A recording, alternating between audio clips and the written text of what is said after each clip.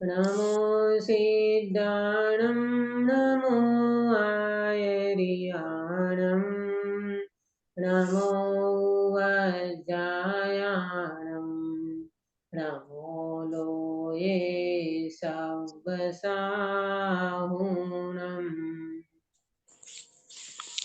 जय मंगलाचरण। जिनेन्द्र दीदी।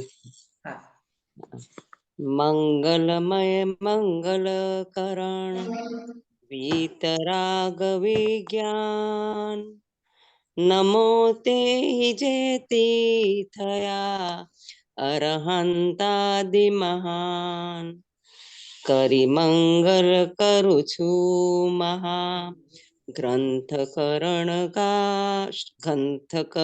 शुभकार તેથી મળે સમાજ સર પામે નિજ પદરાજ પામે निज पदराज। बहुत सुंदर मंगलाचरण आपने किया। सुबह मंगल प्रभात की मंगल बेला में हमारे मोक्ष मार्ग प्रकाशक जी शास्त्र की चर्चा चल रही है। इसमें वक्ता के स्वरूप की चर्चा हम कर रहे हैं। वक्ता की क्वालिटी कैसी होना चाहिए, जो जिन मार्ग की परूपणा करते हैं, जिन मार्ग को बताते हैं, वो वक्ता की किस प्रकार की योग्यता होती है, वो चर्चा हमारी हो रही है। हम 7 बिंदु के माध्यम से इस चर्चा को कर चुके हैं, यानी 7 गुण वक्ता का हमने देखा है। और आज हम 8वें गुण से चर्चा को आगे बढ़ाते हैं। इसमें पेज नंबर 15 है, आप देख लेना आपके शास्त्र में। पेज नंबर 15 पे आगे बताते हैं कि वक्ता पुनश्च वक्ता कैसा होना चाहिए, है ना। पेज नंबर 15, जिसके तीव्र क्रोधमान नहीं हो। ये कल बात हुई थी कि क्रोधीमानी होगा तो कोई व्यक्ति उनके नजदीक नहीं आ पाएगा, है ना। अगर वक्ता क्रोधीमानी होगा तो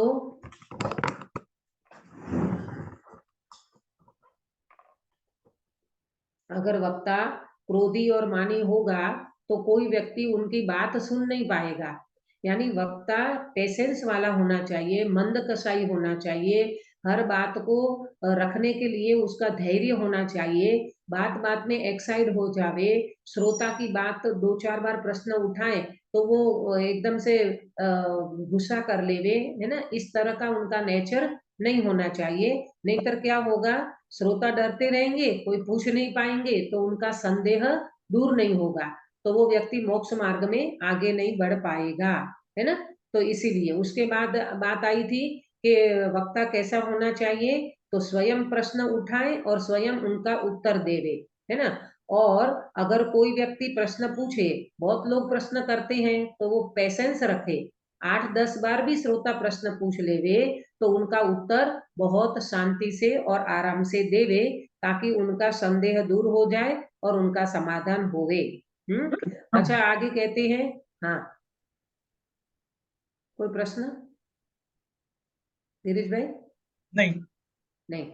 अगर कोई व्यक्ति, अच्छा, इसमें एक बात और बताई कि अगर वो व्यक्ति जवाब देने में समर्थ ना हो ना, तो वो ये कहे कि भाई मुझे इसका ज्ञान नहीं है। देखो यहाँ लिखा है, यदि स्वयं उत्तर देने की सामर्थ्य ना हो तो ऐसा कहे कि इसका मुझे ज्ञान नहीं है। 15 पेज पे मैं लास्ट से ऊपर का पैरा पढ़ रही हूँ।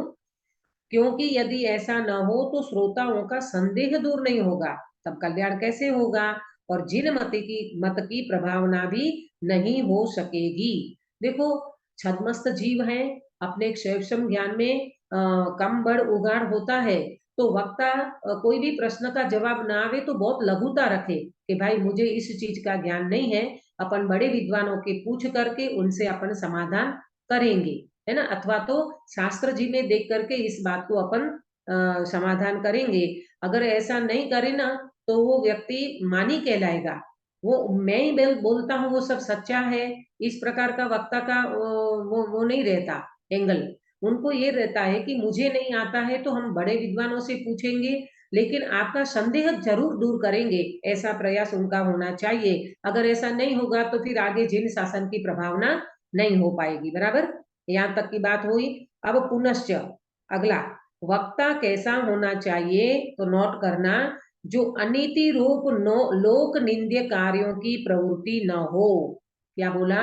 लोक निंद्य, जिसके अनीति रूप लोक निंद्य कार्यों की प्रवृत्ति न हो। नोट करना, ये मेरे ख्याल से 8वें नंबर का है, वक्ता का गुण है ना, कैसा होना चाहिए। अनीति रूप लोक निंद्य कार्यों की प्रवृत्ति न हो, 8वें नंबर का।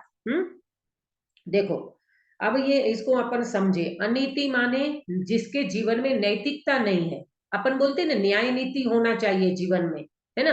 न्याय नीति वाला व्यक्ति कभी भी गलत कार्य नहीं करेगा, वो प्रामाणिक होगा, वो ईमानदारी से बात करेगा। तो झिनवाणी सुनाने वाले व्यक्ति भी लोक निंद्य, अनीति रूप लोक निंद्य कार्यों की उनकी प्रवृत्ति नहीं होना चाहिए। क्यों? देखो, हर चीज के पीछे टोडरमल जी साहब क्योंकि लगा करके उसको स्पष्ट करते हैं। क्योंकि लोक निंद्य कार्यों से वह हास्य के हास्य का स्थान हो जाए।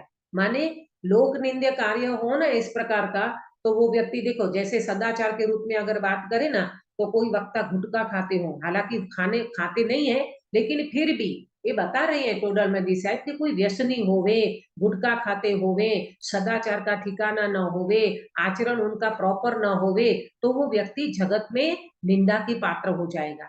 देखो देखो, वो पंडित जी भी गुटखा खाते हैं, देखो देखो वो पंडित जी भी ऐसा करते हैं, तुरंत वक्ता के ऊपर उंगली उठ जाएगी, तो जिन शासन की अप्रभावना होगी। गिरीश भाई, समझ में आ रहा है आपको? ख्याल में आ रहा है? जी हाँ। तो क्या कहा? तो अगर वो व्यक्ति ऐसा लोक निंद्य कार्य उनका होगा ना, तो उनका वचन कौन प्रमाण करेगा, है ना। अब आप मेरा वचन सुन रहे हो, तो मेरा जीवन भी तो जिनवाणी के अनुसार अकॉर्डिंग होना चाहिए ना, तब आप हमारे वचन को प्रमाण करोगे। इसी तरह कोई भी व्यक्ति वचन को प्रमाणिक वक्ता का कब करेगा? अरे वक्ता ही ग्रहित मिथ्यात्व को पुष्टि करता हो, वक्ता ही अम्बे माँ को मानता हो, शंकर को मानता हो, किसी के मंदिर में जाता हो, तो वो वक्ता प्रॉपर नहीं है। अरे तुम्हें वितरागी देव का ही पूरा श्रद्धा नहीं है, तो तुम लोगों को वितरागता का मार्ग कैसे बता पाओगे? इसीलिए वक्ता की बहुत जिम्मेदारी है, कहाँ जाना, कहाँ उठना, कैसे बैठना, कि किस तरह से लोगों को प्रेरित करना, ये सारी चीजें उनके जीवन में होना चाहिए। उनका सदाचार प्रॉपर होना चाहिए, आचरण प्रॉपर होना चाहिए। आप बताना, बाजार के ठेले के ऊपर रह करके कोई वक्ता बाजार का कोई वस्तु का सेवन करता हो, तो आप उनको प्रामाणिक वक्ता कहोगे? पंकज भाई,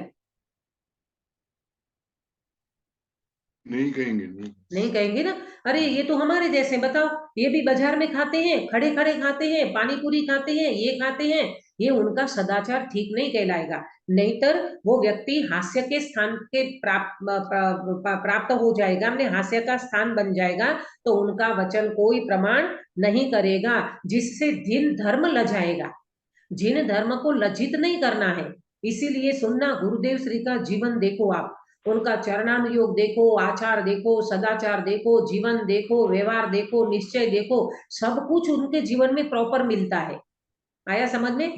बिल्कुल ऐसे वक्ता का जीवन ऐसा होना चाहिए, अंदर और बाहर बिल्कुल उनका जीवन ठीक होना चाहिए। मैं ये नहीं कह रही हूँ कि वो अभी दीक्षा ले ले, अभी मुनि दीक्षा अंगीकार कर ले, इतना नहीं, लेकिन सदाचार तो ठीक होना चाहिए ना। न्याय नीतिमय जीवन होना चाहिए, अभक्ष का पदार्थों का, मोटे रूप से अभक्ष का सेवन नहीं करता हो, बाजार का ठेले के उस पे खड़े रह करके नहीं खाते हो, इस तरह का उनका जीवन हो नहीं हो, तब वो व्यक्ति वक्ता के स्थान पे आ सकता है। नहींतर लोक निंदा होगी और उनसे कोई व्यक्ति जिनवाणी सुनने को भी प्रॉपर तैयार नहीं होंगे। जिन धर्म लजाएगा, उनका वचन कोई प्रमाण नहीं करेगा, है ना। ये सारी बातें इसमें समझ लेना चाहिए।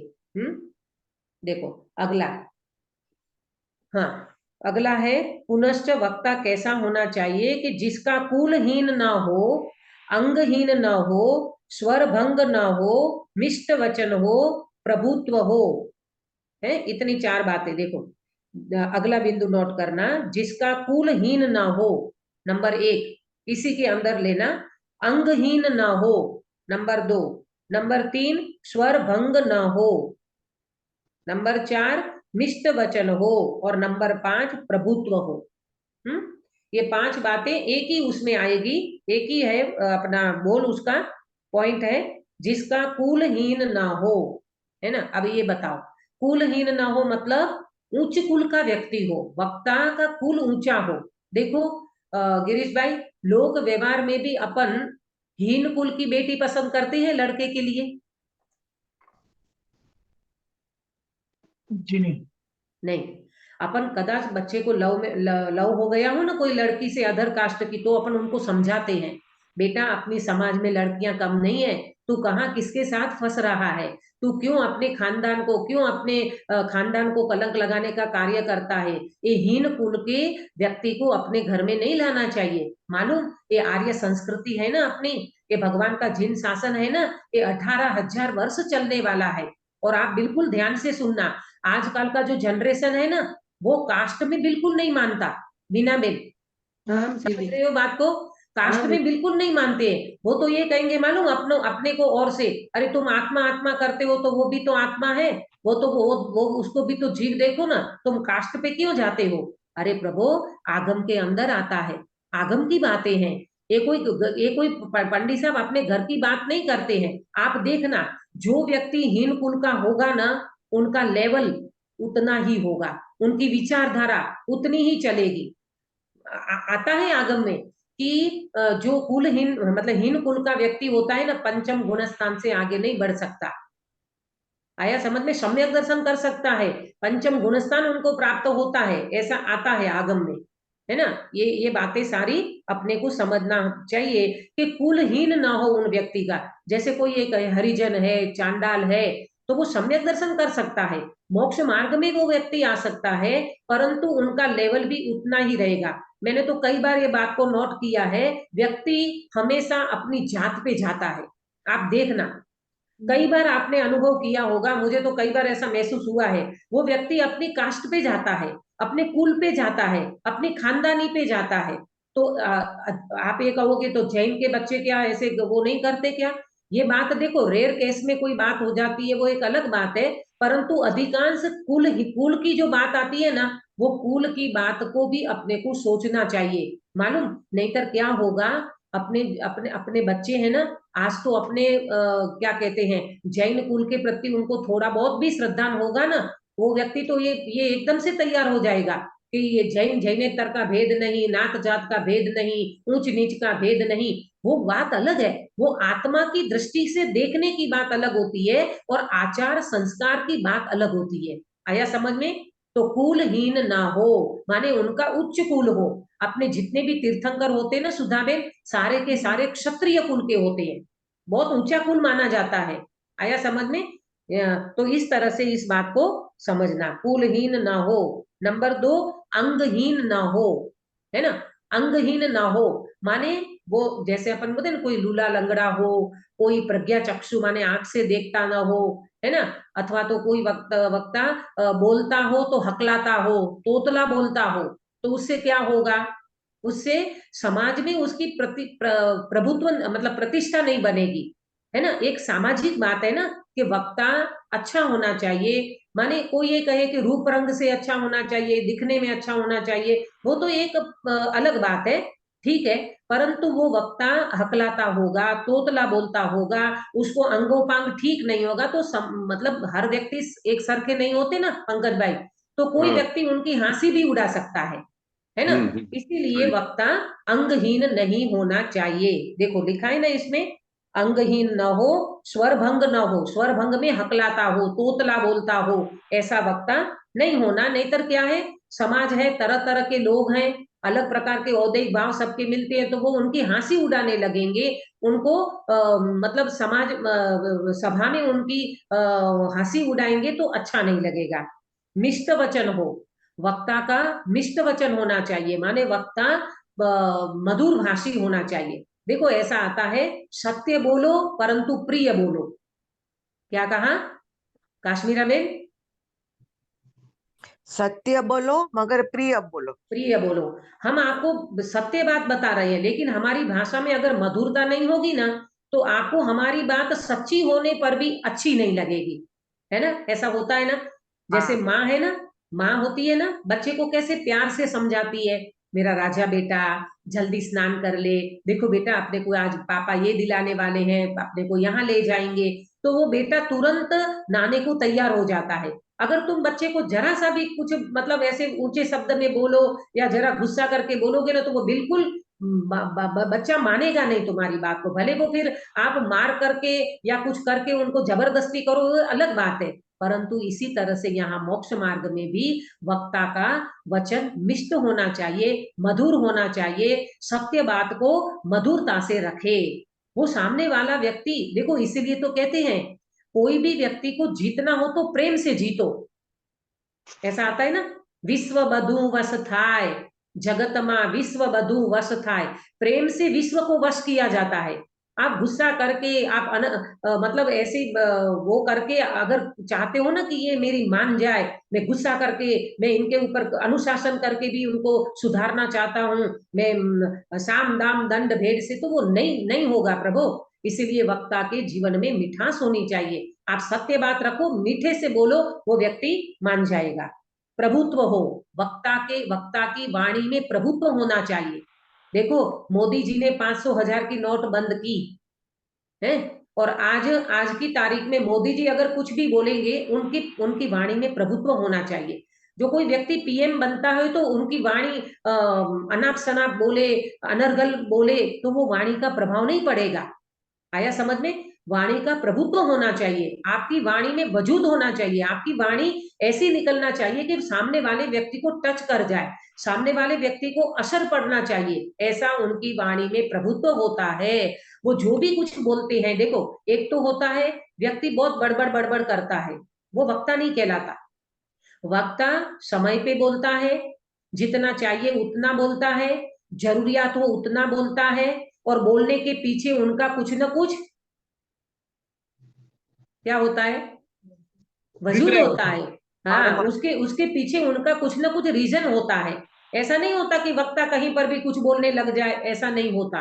मोदी जी कहीं पर भी कुछ नहीं बोलते हैं, समय पे बोलते हैं, चाहिए उतना बोलते हैं, और जब जरूरियत होती है तब बोलते हैं। एक पीएम के पद पे भी व्यक्ति इतना अगर मर्यादा से बोलता हो, तो वक्ता की तो जिम्मेदारी कितनी होती है भाई। और वो वक्ता इस तरह से मिष्ट वचन बोले, और उनका प्रभुत्व इस प्रकार से होता है। मालूम, आपने सुना होगा, वचनों से व्यक्ति की प्रामाणिकता बनती है, वचनों से व्यक्ति प्रामाणिक माना जाता है। आज कोई सड़क छाप व्यक्ति आकर के 500,000 की नोट बंद करो बंद करो बंद करो बोले तो मानोगे? नहीं। और मोदी जी ने 500,000 की नोट बंद करी, रात को 8 बजे थे, पूरे इंडिया में 500,000 की नोट बंद हो गई बंद हो गई बंद हो गई, अरे क्या होगा क्या होगा क्या होगा। तो ये बात कितनी सच लगती है, मोदी जी ने बोला है, मोदी जी ने बोला है। ये वाणी का प्रभुत्व है। वचन के वचन की प्रामाणिकता उन उन उन व्यक्ति से होती है, व्यक्ति से वचन प्रामाणिक होते हैं, है ना। हमारे जिनेंद्र भगवान, और जिनेंद्र भगवान के अकॉर्डिंग वक्ता चलते हैं, तो उनकी वाणी का प्रभुत्व होता है। तो वो वक्ता इस तरह से अपने वक्तव्य को रखता है। ठीक है। हाँ, देखो इसमें बताया, जिसमें लोक में मान्य हो, क्योंकि यदि ऐसा न हो तो उसे वक्ता पने की महंतता शोभे नहीं, ऐसा वक्ता हो। लोक में भी वो व्यक्ति मान्य होना चाहिए, उनकी बात मान्य रखे, उनकी एक एक चीज को समझे, तब वो व्यक्ति उनकी महंतता माने वो व्यक्ति का प्रभुत्व होता है, वो व्यक्ति शोभा देता है। नहीं तो वो व्यक्ति की बात कोई मानता नहीं है। वक्ता में ये गुण तो अवश्य होना चाहिए। बराबर। अब पेज नंबर 16 पे आत्मानुशासन की बात की है इसमें, उसको अपन देखते हैं। देखो मैं कलश तो नहीं पढ़ती हूँ, क्योंकि अपने पास समय कम रहता है ना, तो इसीलिए अपन उसका सीधा अर्थ पढ़ते हैं ताकि आपको समझ में आ जाएगा। देखो वक्ता में क्या होता है, जो बुद्धिमान हो, ये आत्मानुशासन में दिया है, जो बुद्धिमान हो, जिसने समस्त शास्त्रों का रहस्य प्राप्त किया हो, माने शास्त्रों का निचोड़ उनको समझ में आया हो, लोक मर्यादा जिसके प्रकट हुई हो, वो उनका जीवन मर्यादित हो, है ना, इधर उधर कहीं उनका जीवन अनाप शनाप नहीं हो, है ना, और आशा जिसके अस्त हो गई हो। कल हमने कहा था ना कि आजीविका के लिए, अपने लौकिक कार्य के लिए कोई भी उनको अंदर में ऐसा अभिप्राय ना हो, मुझे पैसा मिल जाए, मैं घर बना लूं, बंगला बना लूं, मेरी बच्ची को मेरी बच्चों को खुश कर दूं, ऐसी कोई भी आशा वक्ता के जीवन में नहीं होना चाहिए, नहीं तो वो जिन शासन की निर्दोष प्रभावना नहीं कर पाएगा। कांतिमान हो, उनका पूरा रूप रंग भी अच्छा हो, कांतिमान हो, प्रभावित हो, उपशमी हो, कषाय उनकी इतनी मंद हो गई हो, उपशम, शांत शांत शांत, कुछ भी परिस्थिति बने, कुछ भी संयोग बने, कुछ भी प्रतिकूलता आ जाए, वक्ता एकदम से एक्साइट नहीं हो जाए, वो शांति रखे, धैर्य रखो, पेशेंस रखो। गुरुदेव श्री ने कितना पेशेंस रखा होगा गिरीश भाई, है जब उन्होंने परिवर्तन किया ना, और पहली बार जब एमपी में गए ना, काले झंडे, है ना, गाड़ी में बैठे थे तो कांच तोड़ दिए लोगों ने, इतना उपद्रव किया गुरुदेव श्री के ऊपर, लेकिन वो महापुरुष ने कभी भी रिएक्शन नहीं आया जीवन में। और जब लोगों ने ये कहा कि हम तो कोर्ट में जाकर के केस करेंगे, गुरुदेव श्री की ऐसी कौन देख सकता है अपने गुरु की इस प्रकार की दशा, तो लोग भाग बोले, उनके अपने मुमुक्षु समाज के जो थे अधिष्ठात व्यक्ति, तो गुरुदेव ने बोला, भाई कोर्ट में जवू जैनो ने ना शोभे, ये बिचारा आप मारो विरोध નથી करता, એ તો પોતાના આત્માનો વિરોધ કરે છે, એને બિચારાને ખબર નથી, એ આત્માને સમજતા નથી, એ તો વિરોધીને પણ વધારે પ્રેમ આપો ભાઈ, એ પણ ભાવિના ભગવાન છે। पंकजभाई, ये ज्ञानी ज्ञानी जीवों की ऐसी वाणी निकलती है, कितनी कसाई उपशांत हुई होगी। अपन जरा सा कोई दो शब्द बोल जाए और वक्ता एकदम इसमें आ जाए, ऐसा वक्ता को, हाँ, ऐसा नहीं शोभा देता। वो बहुत मंद कसाई हो, उपशांत हो, जल्दी से एक्साइट ना हो। प्रश्न करने से पहले ही जिसने उत्तर देखा हो, देखो ये क्या क्वालिटी है सुधाबेन, प्रश्न करने से पहले उत्तर देखा हो, माने उनको समझ में आ जाता कि ये व्यक्ति कौन सा प्रश्न पूछेगा और उनका उत्तर उनको अंदर में समझ में आ जाता है, ऐसा वक्ता होता है। बाहुल्यता से प्रश्नों को सहने वाला हो, कोई प्रश्नों की झड़ी बरसा दे, प्रश्न पे प्रश्न, प्रश्न पे प्रश्न, प्रश्न पे प्रश्न, तो गिरीश भाई वो एक्साइड हो जाए क्या, अकड़ जाए क्या, ना ना, कोई बात नहीं, आपको आज नहीं तो कल समझ में आएगा, आपका बहुत सारे प्रश्नों का समाधान होगा, आप बिल्कुल चिंता न करिए, आप शांति से सुनिए।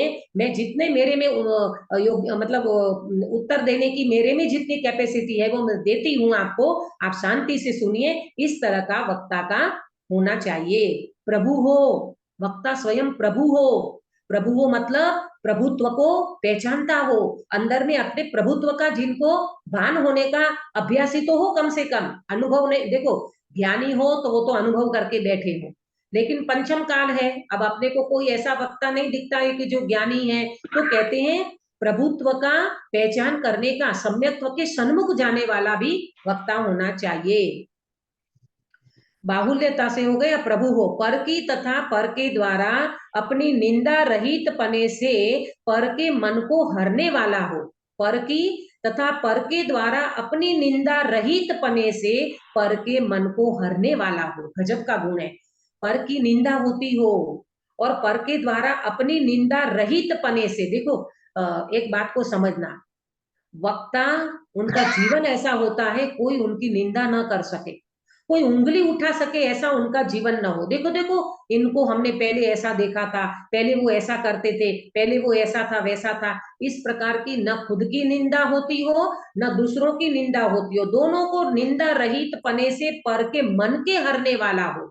और कदाचित आप ये कहो कि दीदी कोई पूर्व कर्म का उदय ऐसा आ जाए तो उनकी निंदा तो देखी है हमने, ज्ञानियों की निंदा भी होती हुई हमने देखी है, तो उसमें भी वो व्यक्ति घबराए नहीं, वो अपने पाप कर्म का उदय समझे और वो निंदा से भेद विज्ञान करके सामने वाले व्यक्ति को भी कदाचित ऐसी कोई बात आ जावे ना, तो वो सामने वाले व्यक्ति के मन को हर ले, उनको तत्व ज्ञान से इतना बिठा दे ये बातों को, मायाचारी छल कपट से नहीं गिरीश भाई, समझना, वो उनको सिद्धांतों बिठावे कि देख बेटा क्रमबद्ध पर्याय में जिस काल में जिस प्रकार से जैसा होना होता है वो ही होता है, पाप का उदय आता है तो अपने को घबराना नहीं होता है, पुण्य के उदय में अपने को ज्यादा अहम में नहीं आ जाना, अनेक प्रकार से सिद्धांतों को बिठा करके सामने वाले व्यक्ति को मन को हर ले, उनको ऐसा अंदर में बैठ जाए, वाह आपने क्या मुझे बात बता दी, मैं तो एकदम ऐसे हिल गया था, मैं तो एकदम से ऐसा संशय में पड़ गया था, आज मुझे आपने बल दिया, आपका संबल से मैं इस मार्ग में एकदम से दृढ़ होता जाता हूँ, इस प्रकार का वक्ता हो। गुण निधान हो, क्या कहा? गुण निधान हो, माने गुणों की खान हो। अब कहो गुणों की खान तो आत्मा है, गुण निधान का मतलब उनकी क्वालिटी इस प्रकार की हो कि अपने को लगे क्या है सही में, इनका वक्तव्य देखो, इनका जीवन देखो, इनका सदाचार देखो, इनका आचरण देखो, इनकी वाणी देखो, ये हर प्रकार से वो गुण को प्रकट करने वाला हो। स्पष्ट निष्ठ जिसके वचन हो, स्पष्ट वक्ता, लार लपेट नहीं, 19-20 नहीं चलेगा मोक्ष मार्ग में। देखो बात ऐसी है, आप मानो न मानो, भगवान तो ये कहते हैं, बात तो ऐसी है, आगम तो ये कहते हैं, आया समझ में? इस प्रकार का स्पष्ट वक्ता, लार लपेट नहीं करे, बिल्कुल जो है वो बिल्कुल बता दे। जैसे गुरुदेव श्री कैसे स्पष्ट वक्ता थे, है ना? कुंवर जी भाई है ना, उनके बुआ के लड़के, तो उनको बोल दिया था कि कुंवर जी तू इस प्रकार से बिल्कुल धंधे धापे में लगा रहता है, तू पूरा दिन 24 घंटा तेरा इसमें जाता है, मरी ने ढोर मा जाइस, ऐसे स्पष्ट बोल देते थे। और जब जब गुरुदेव श्री के सामने दिगंबर लोग भी आए ना प्रथम बार, तो गुरुदेव श्री ने श्वेतांबर दिगंबर किसी को ऐसा नहीं बोला कि अभी श्वेतांबर लोग बैठे हैं तो उनको थोड़ी आत्मा की बात कम दिखाओ, क्रियाकांड की बात करो, दिगंबर आए तो उनको ऐसी बात करो, नहीं, बिल्कुल स्पष्ट वक्ता। मोक्ष का मार्ग जिस प्रकार से है उस प्रकार से ही कहा जाएगा, इसमें जरा सी भी लार लपेट नहीं चलेगी, ऐसे वक्ता होना चाहिए।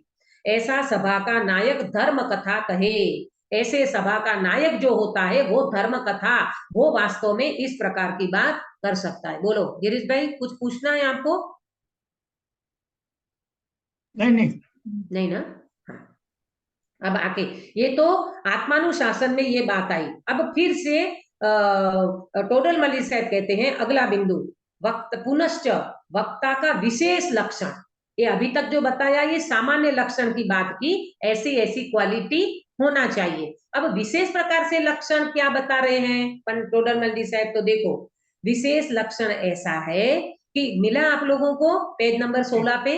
हाँ, विशेष लक्षण ऐसा है कि यदि उसके व्याकरण, न्याय आदि तथा बड़े बड़े जैन शास्त्रों का विशेष ज्ञान हो तो विशेष रूप से उसको वक्तापना शोभित हो। ये नोट करना आप लोग, ये विशेष लक्षण में नोट करना। एक सामान्य लक्षण वक्ता का, अब ये विशेष लक्षण क्या है? विशेष लक्षण व्याय व्याकरण आदि का और बड़े बड़े शास्त्रों का उनको विशेष ज्ञान हो। बराबर? देखो अपन लोक में भी एक क्वालिटी में बात करें ना, अगर एजुकेशन में, तो कोई व्यक्ति बीकॉम पढ़ा हो, एक क्वालिटी है उसकी, फिर बीकॉम से आगे एमए एमबीए किया, फिर उससे एक डिग्री और एक डिग्री और ऐसे 3-4 डिग्रियां हो जाती है ना, तो उससे क्या होता है, वो उनको पैकेज भी अच्छा मिलता है और उनकी क्वालिटी भी अच्छी मानी जाती है। ऐसा लोक व्यवहार में भी आपको समझ में आता होगा। तो इसी तरह से बिना बिन यहाँ क्या कह रहे हैं, वक्ता कैसा हो? कहते हैं व्याकरण न्याय आदि का उनको अच्छा ज्ञान हो, विशेष ज्ञान हो, और बड़े बड़े शास्त्रों का उनको बहुत अच्छा ज्ञान हो, विशेष जैन शास्त्रों का ज्ञान हो, तो उससे क्या होगा? विशेष रूप से उसको वक्तापना शोभित हो। वो जैसे जैसे अपने समंत भद्र आचार्य थे ने, समंत भद्र आचार्य गिरीश भाई, समंत भद्र आचार्य वाद विवाद करने में नंबर 1 थे। क्यों? न्याय के और शास्त्रों का इतना विशेष ज्ञान था, वाद विवाद तर्क न्याय युक्ति इन सब में इतने जबरदस्त थे आचार्य समंत भद्र। वो कहते हैं मेरे सामने कोई भी आए, मैं वाद विवाद करने के लिए सिंह की तरह खड़ा हूं। क्या बोलते थे? मैं सिंह की तरह खड़ा हूं, आप आइए, आप मेरे सामने बात रखो, मैं तर्क से युक्ति से लॉजिक से ये बात को मैं स्पष्ट करूंगा। तो इस तरह से वक्ता की एक क्वालिटी और विशेष शोभा देती है। इस प्रकार से न्याय का ज्ञान, व्याकरण का ज्ञान, बड़े बड़े शास्त्रों का ज्ञान हो तो वो वक्ता, उनका वक्तापना शोभित देता है, शोभित होता है। बराबर? अगला बिंदु नोट करना, पुनश्च ऐसा भी हो, देखो ये सब हो परंतु, अब ये परंतु वाला शब्द सुनना बहुत मजेदार है। परंतु अध्यात्म रस द्वारा यथार्थ अपने स्वरूप का अनुभव जिसको न हुआ हो, वह जिन धर्म का मर्म नहीं जानता पद्धति ही से वक्ता होता है। ये बात नोट कर लो बिल्कुल, है क्या बोला? ये अंतिम है इसका। देखो परंतु ये सब बातें हो, देखो अब सुनना ध्यान से, इसमें क्या कहना चाहते पंकज भाई? ये कह रहे हैं व्याकरण का ज्ञान हो, न्याय का ज्ञान हो, बड़े बड़े शास्त्रों का ज्ञान हो, ये तो एक क्वालिटी है परंतु ये परंतु करके टोडरमल जी साहब ने अध्यात्म की ओर ले जा रहे हैं। गिरीश भाई समझ में आ रहा है? काश्मीरा बेन, प्रेमलता जी, हाँ दीदी, हाँ।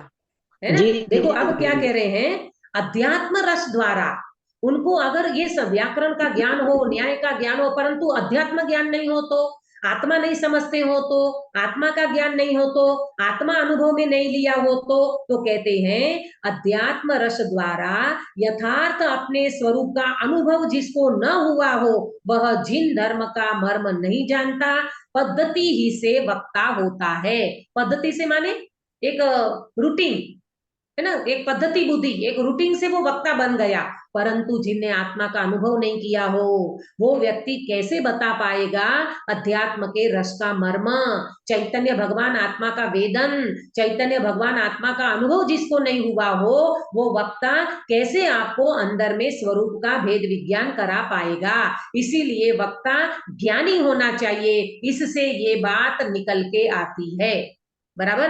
और आप कहो कि दीदी पंचम काल में तो ऐसा कम मिलेगा, जरूरी थोड़ी है सामने वाला व्यक्ति वक्ता अनुभवी ही हो, तो कम से कम सम्यक्त्व का प्रयासी तो हो, कम से कम आत्मा का रसिया तो हो, कम से कम उनकी बातों में आत्मा तो प्रायोरिटी में रखता हो, है ना? इस प्रकार का भी तो होना चाहिए कि अकेली वो आपको न्याय की बातें कर दे, कर्म प्रकृति समझा दे, है बड़े बड़े कर्णानुयोग में आपको समझा दे, और आत्मा की कुछ समझ ही नहीं हो उन वक्ता को, तो ऐसा नहीं चलता।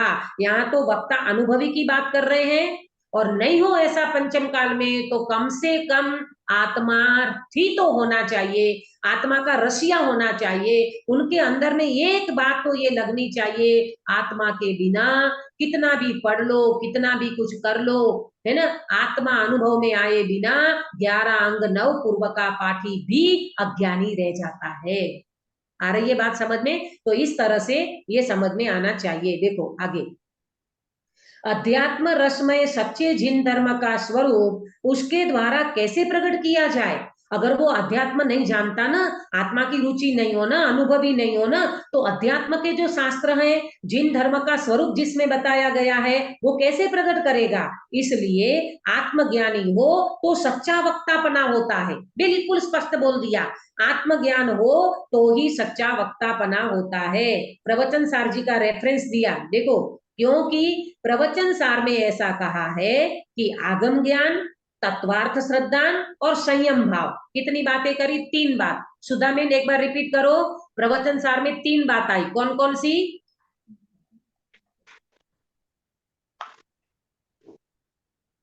आगम ज्ञान, आप म्यूट हो, आगम ज्ञान, तत्वार्थ श्रद्धान और संयम भाव, यह तीनों आत्मज्ञान से शून्य कार्यकारी नहीं है। अगर व्यक्ति को आगम का ज्ञान बहुत है, वो व्यक्ति तत्वों की श्रद्धा भी रखता है और उसके जीवन में संयम भी है, तो भी गिरीश भाई क्या नहीं हो तो शोभा नहीं देता, क्या नहीं हो तो वो शून्य है। आत्मा का भाव, आगम हाँ, भाव।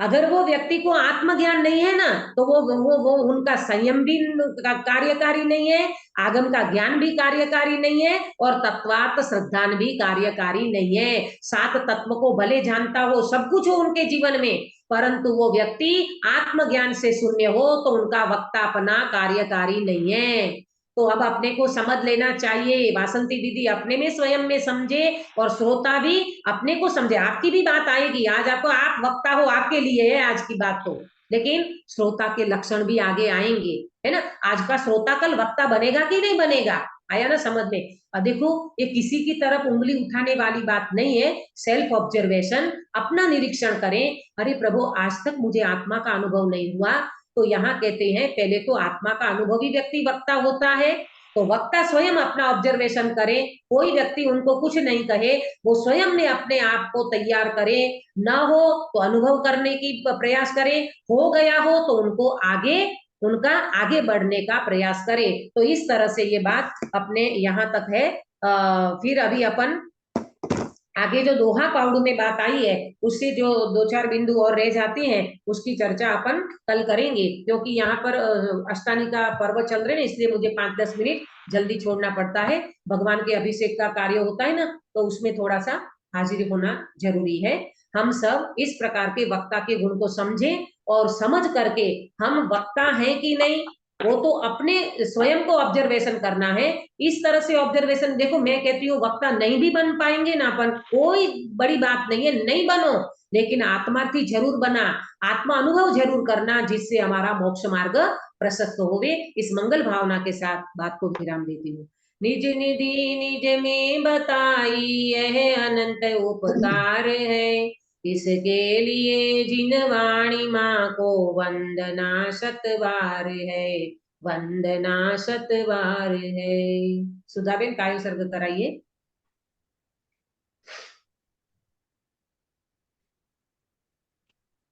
नमो अर्यन्ताणं नमो ऐर्याणं नमो वज्रायणं नमो लोय सवसाहनं नमो अर्यन्ताणं नमो सिद्धाणं नमो ऐर्याणं नमो वज्रायणं नमो लोय सवसाहनं नमो अर्यन्ताणं नमो सिद्धाणं नमो ऐर्याणं नमो वज्रायणं नमो लोय सवसाहनं नमो अर्यन्ताणं नमो सिद्धाणं नमो ऐर्याणं नमो वज्रायणं नमो लोय सवसाहनं नमो अर्यन्ताणं नमो सिद्धाणं नमो ऐर्याणं नमो वज्रायणं नमो लोय सवसाहनं नमो अर्यन्ताणं नमो सिद्धाणं नमो ऐर्याणं नमो वज्रायणं नमो लोय सवसाहनं नमो अर्यन्ताणं नमो सिद्धाणं नमो ऐर्याणं नमो वज्रायणं नमो लोय सवसाहनं नमो अर्यन्ताणं नमो सिद्धाणं नमो ऐर्याणं नमो वज्रायणं नमो लोय सवसाहनं नमो अर्यन्ताणं नमो सिद्धाणं नमो ऐर्याणं नमो वज्रायणं नमो लोय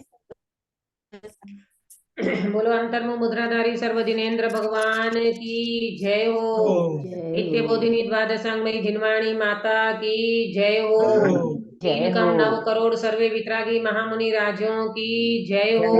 परम अहिंसामय वितरागी जैन धर्म की जय हो। अष्टानी का महान पर्व की जय हो। सभी को जय जिनेन्द्र। जय जिनेन्द्र।